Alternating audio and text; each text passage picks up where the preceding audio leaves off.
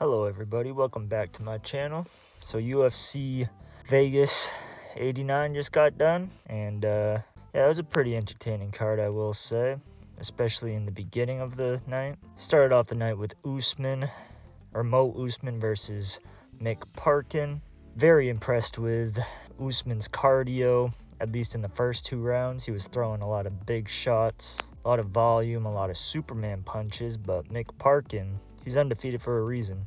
He kept him at bay with the jabs, mixed in the clinch very well, landed a lot of good leg kicks. I think Usman could have edged it a little bit more if he went for takedowns and kind of used his brother's game plan a little bit more. But I am glad he's not trying to copy his brother's success in that way. He's kind of trying to be more of the striker and get the knockouts, and you got to respect that. And for the second fight of the night is something everybody has probably seen at this point. Igor Severino. As fast as he came in the UFC is how fast he got cut. This fucking weirdo bit him in the arm, got disqualified after having an extremely fun first round. Both guys were making their debut.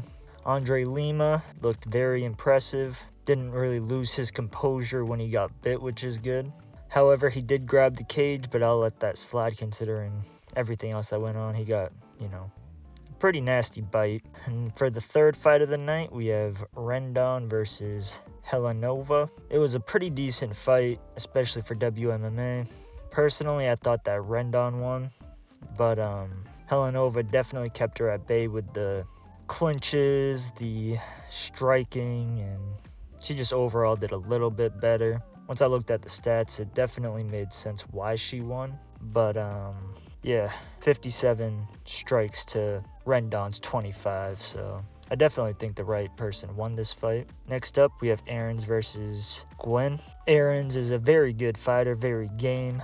That was a very fun fight as well. Both guys were throwing very heavy shots. Both guys were bleeding. Aaron's nose was busted up, and Gwen's lip was bleeding pretty bad. It was a fantastic fight, though. Both guys were game. Both guys had a hell of a chin on them. Both guys were ready to bite down on their mouthpiece and scrap it out, which you gotta love.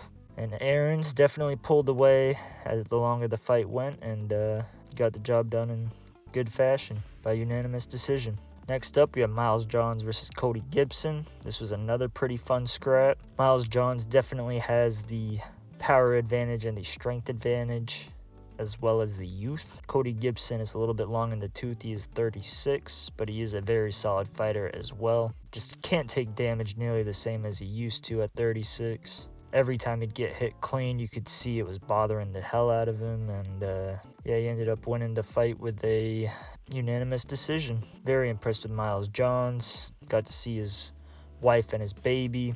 Always love to see that. And next fight on the card, we have Juliana Rosa versus Ricardo Ramos. This was a pretty insane fight. Ricardo Ramos was winning the fight. Both guys were scrapping. Ramos dropped Rosa bad. He had great top game until Rosa had a crazy guillotine. Went for a takedown, if I remember correctly, and he cinched in a guillotine, and Ramos tried to stand up and squeeze out of it, but it was just too tight, and he had to tap out in the first round. Very impressed with Juliana Rosa, especially getting composed after being dropped that bad. Next up, we have Trey Ogden versus Hollowborough. Ogden was noticeably stronger, noticeably bigger. I thought he was going to gas out because of how much he was grappling and putting so much effort into it, but yeah, he held up pretty well. Won a unanimous decision. Wasn't the most entertaining fight by any means, but solid win from Ogden. Next up, we have Fernando Padilla versus Luis Pajuelo. Won by Darce choke in the first round. Very impressive performance as well. Another insane comeback. And yeah, it was extremely impressive with the standing Darce choke. Landed 8 elbows in a row right before he landed the choke, and he just ran right through Pajuelo, my bad. But yeah, Pajuelo, he's supposed to be this nasty boxer, and yeah, it just didn't look like that at all tonight. I'm not sure what happened.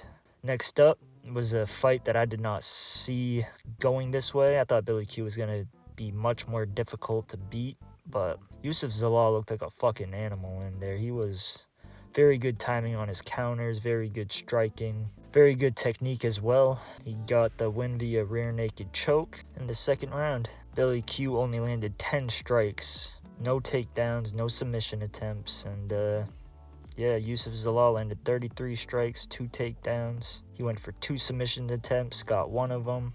Very impressive performance from Zalal, especially considering he got cut, if I remember correctly. Next up, we have another extremely impressive performance from Peyton Talbot. I did not see this fight going quite this way. I thought it was going to be a crazy, fun fight that was going back and forth, but Peyton Talbot really showed out tonight. He beat the shit out of Cameron Simon. Everything Cameron Simon was throwing was either getting dodged or countered, and every time he threw a kick, it seemed like he was catching them. And yeah, Peyton Talbot fucked up Cameron Simon, knocked him out in the first 21 seconds of the second round. Extremely excited to see where Peyton Talbot can go, especially in the bantamweight division. It's a crazy stacked division. Yeah, I think he can make it pretty far, especially if he keeps up this pressure and keeps improving. Next up, we have another fight that I did not see going this way. Edmund Shabazian versus AJ Dobson. Knocked him out in the first round, 4 minutes and 33 seconds in. Edmund Shabazian was getting fucked up. Beginning of it, he got dropped pretty bad, got rocked pretty bad as well. AJ Dobson was looking much more comfortable in striking and not being shy to let the hands start flying. However, it did bite him in the ass, unfortunately, and Edmund Shabazian got the knockout. Definitely a confidence boost for Edmund. That's 2 wins in a row. And yeah, I think him switching camps was a very good move. And for the co-main event, we have Carl Williams and Justin Tafa. Carl Williams won it by unanimous decision. But yeah, Justin Tafa, he really needs to work on his grappling because that was really bad. Carl Williams got 7 takedowns, landed 40 strikes to Justin Tafa's 21. However, the strikes that Justin Tafa did land, they were causing some real damage. I thought that he was almost out there a few times, but Carl Williams regained his composure. Every time he'd get hurt, he would take Justin Tafa down and wear him out slowly but surely. And the longer the fight went on, the more dominant Carl Williams got. And at heavyweight, I think Carl Williams could easily break into the top 10, especially considering I don't believe any heavyweight has a longer win streak than 2, considering John Jones has only had 1 fight in the UFC heavyweight division. And now time for the main event. A very boring fight, not quite as boring as our last 2 fights though. We have Rose Namajunas versus Amanda Ribas. Rose Namajunas won by unanimous decision, which I don't think it should have been unanimous. I thought that Amanda Ribas won the 3rd round, and I think that the last 2 were kind of a toss-up, but definitely lean in Rose's favor. Good win from Rose. I wish that she would be a little bit more offensive, but can't really blame her for not wanting to get, hit in the face when she doesn't need to. Especially when Amanda Ribas is throwing spinning back fists, fucking spinning kicks, fucking 20 feet away from her. And yeah, Amanda Ribas really needs to work on her range management because that was not very good. I like the energy, I like the heart, but at least hit her arms or something because she was just whiffing on a majority of her strikes. She did land 4 takedowns though. She did land a few good trips, but Rose Namajunas played it much more safer, much more smart as well. Very impressive performance from Rose. But yeah, I think this fight card was a little bit better than most people expected, especially towards the middle of the card. Plus we got to see Severino bite somebody and get cut immediately after, which is always kind of funny to watch. But yeah, what are your guys' thoughts and opinions on this card? Do you think that any of them were a robbery? Do you think that it was kind of a shitty card? But if you guys like the content, remember to like, comment, and subscribe. And I hope you guys have a great weekend.